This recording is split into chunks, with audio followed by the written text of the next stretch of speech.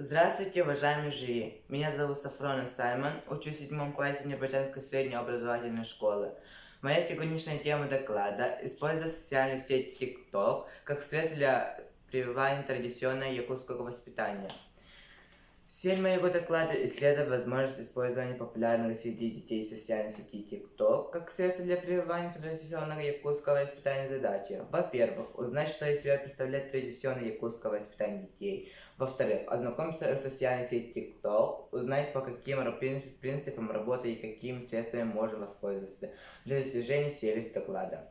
В-третьих, используя социальную сеть TikTok как средство создания воспитательного материала. Современный мир глобализации, новые технологии позволяют находиться на связи даже на очень дальних расстояниях. В 2020 году из-за распространения коронавируса COVID-19 пришлось перейти на дистанционное образование и удаленные работы. С одной стороны, кажется, что переход на удаленные работы родителей должен увеличить совместное времяпровождение с детьми. Но, как показывают статьи родителей о дистанционном образовании, для многих такое обучение стало как бы второй работой. То есть им приходилось помогать своим детям, делать домашние задания, после выполнения которых у старших родителей не оставалось сил и времени для совместного досуга с детьми. По данным ряда компаний с марта 2020 года, люди чаще, чем когда-либо используют соцсети, чтобы поддерживать контакт друг с другом в период изоляции. Если социальные сети как прочно вошли в наш повседневный образ жизни, почему нельзя использовать их в воспитательных целях?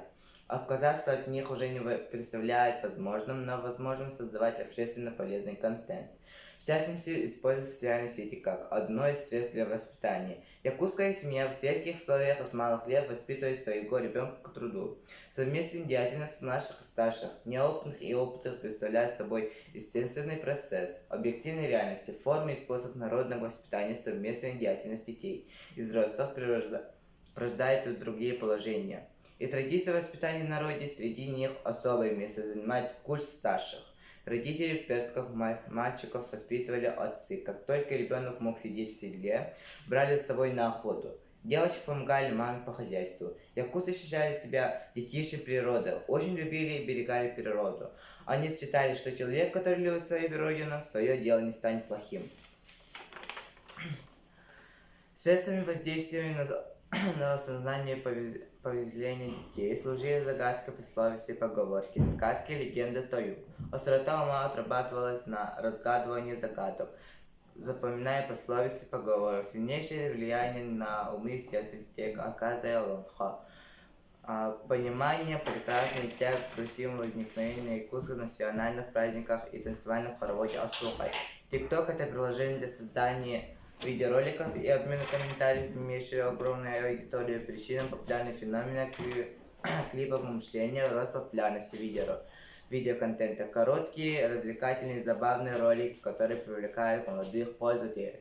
Также тут важнее всего талант, а не социальный статус человека. Одно из главных направлений для TikTok – это проведение челленджей. Пользователи берут определенную песню, ставят определенные хэштеги, записывают видео. В прошлом году журналистка Маргарита Макарова запустила на своем странице в Instagram «Сахалы челлендж», в котором она сперва представляется в современной повседневной одежде, а затем по щелчку пальцев оказывается в якутском национальном платье и украшениях. Челлендж дальше похватило очень много людей, а также музыкальные треки. Блогеры снимают ряд видео под определенную песню и призывают своих подписчиков снимать похожие видео.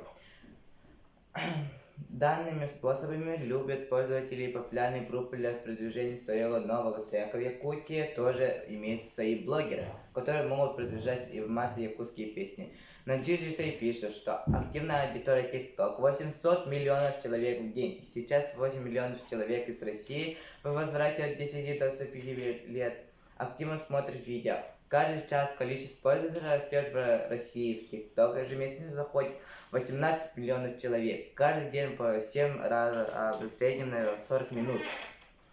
В первую очередь для создания контента с воспитательным характером надо подобрать соответствующий материал. Рассмотрим следующий вариант в виде челленджа. Так как средством воздействия на осознание и поведение детей издана служили загадки, пословицы, поговорки, сказки, легенды, то и выберем что-то из них. Например, якутские пословицы и поговорки. Для него в качестве примера выбрали поговорку «Аи кихита аханегас, кюн кихита камюскес», которая носит глубоко нравственный характер. Если дословно переводит по «человек Аи милосерден», «человек солнца защитник».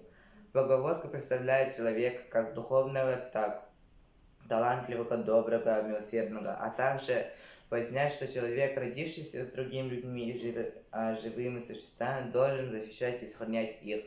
Выбираем тематику. Для такой тематики подойдет челлендж, посвященный нравственный характер.